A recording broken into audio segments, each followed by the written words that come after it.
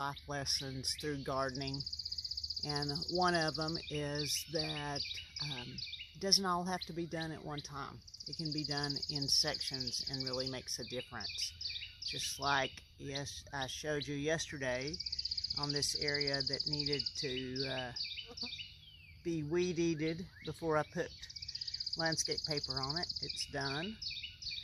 And this morning I'm going to start with the landscaping paper. Another thing that I realized through gardening is that sometimes a plan that you start needs change and improvement during the process because you find out something, you have more information, then you need to make a plan change.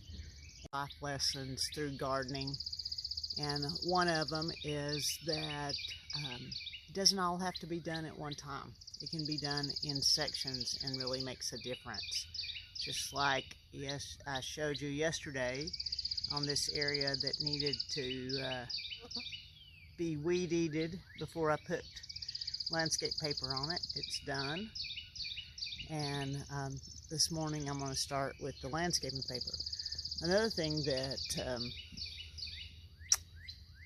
I realized through gardening is that sometimes a plan that you start needs change and improvement during the process because you find out something, you have more information, then you need to make a plan change.